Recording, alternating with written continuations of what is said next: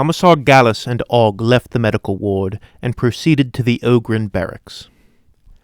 "Have you ever seen Bulgrins before, Ogg?" The Ogryn shook his head. I don't think so. Are they different from regular Ogryns? They're heavily armored shock troops that specialize in melee combat. They're trained to form a line at the sound of gunfire. I would have preferred to have a bit more time to work with them and teach them a few more orders, but we do not have that luxury. Okay, so they line up and smash stuff. So what should I do? Make sure they're facing the right way when the shooting starts. And you will likely need to help me break up the formation if there's a false alarm. The Commissar and the Bonehead entered the Ogryn barracks. At the moment, none of the Bulgrins had their equipment. They were wearing little more than their skivvies. Almost all of them had been wounded. Some sported augmetic limbs, others showed evidence of extensive skin grafts from acid burns. Still others looked like they had taken grievous wounds to their torso and likely had one or more augmetic organs. When the pair entered, the commanding officer approached them. Ogg thought that he looked a bit odd. The Bonehead was used to officers having crisp uniforms. This one seemed to be wearing bits and pieces of whatever he could find.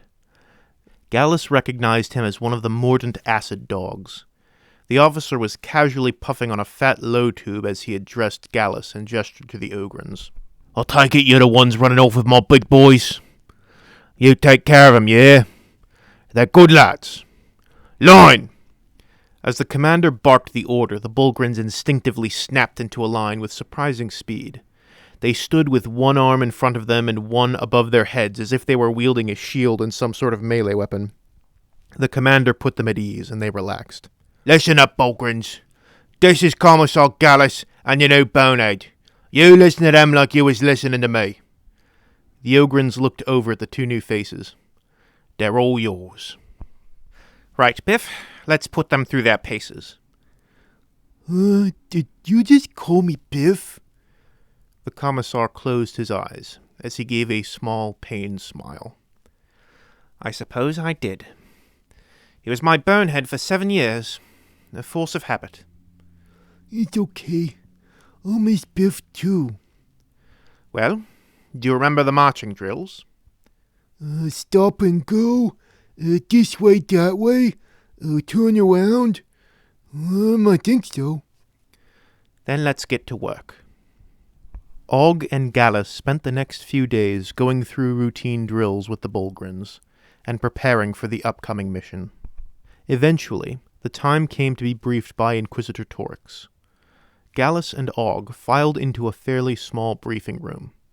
There were 20 Lamenters, including Sergeant Lazarus, seated in front of a large screen. The Commissar was accustomed to being dwarfed by others, but he had never attended a briefing where he was so much smaller than everyone else. Gallus decided to remain standing in order to see the presentation. There were low murmurs among the Space Marines. Gallus could feel their suspicion. Eventually, Inquisitor Torix emerged and turned on the screen. A diagram appeared that provided a detailed layout of the fortress city of Lupercalia.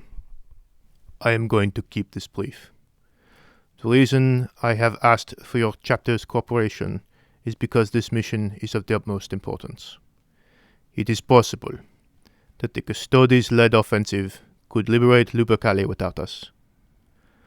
But if the Xenos should reach this particular asset," the Inquisitor pointed out a red dot on the screen in the depths of the city, "then the offensive will be for nothing.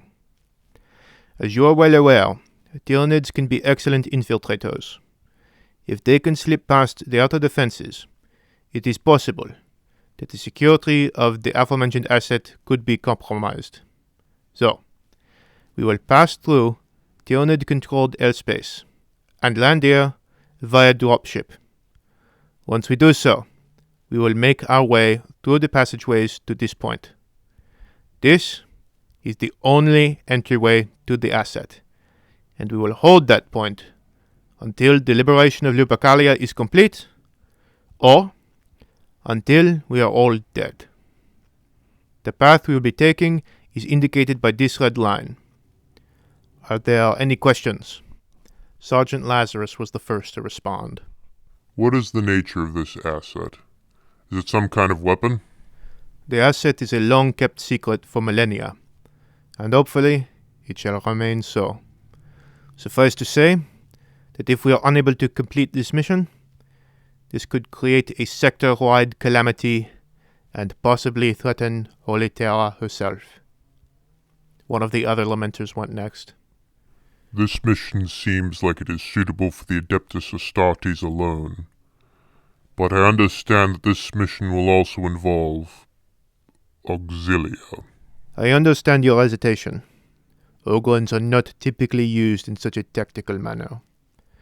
But the mission is relatively simple. Move to the target and hold it against enemy assault. For the parameters of this mission, the use of Ogryns is appropriate.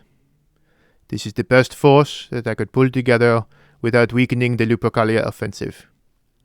If we fail, or if the offensive fails, we will doom billions of people.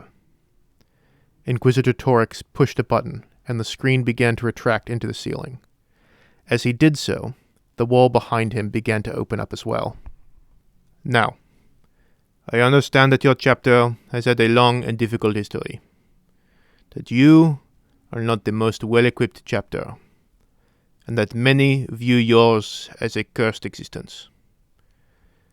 There's not much I can do about lifting curses.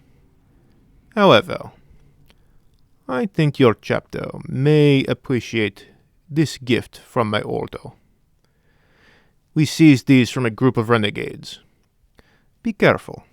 The paint is still wet.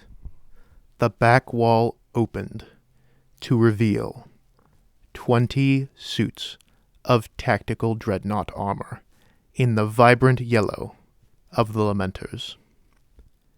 The Space Marines did not gasp. There was no chatter, no tittering, but Inquisitor Torix grinned to himself. There did not seem to be any further questions. After a moment or two of this silence, a young woman bearing the symbol of the Inquisition on her armor entered from the back room. She quickly moved towards Inquisitor Torix and whispered something in his ear. The touch of amusement in his face fell away as he nodded solemnly. I have just received word that the void shields of Lupercalia have fallen. We must leave immediately. The Xenos have entered the city. No man do they call me. My mother and my father, and all my comrades as well. Thank you all for watching. If you enjoyed the latest installment of Ogg the Ogryn, please be sure to like this video and leave a comment below. If you're new to this channel, please consider subscribing in order to get more videos like this. And if you are confused as to what's going on, you can click on the link to the Ogg the Ogryn playlist and listen to the story from the beginning. If you wish to further support me, there is also a link to my Patreon in the description. Thank you all once again. No Man out.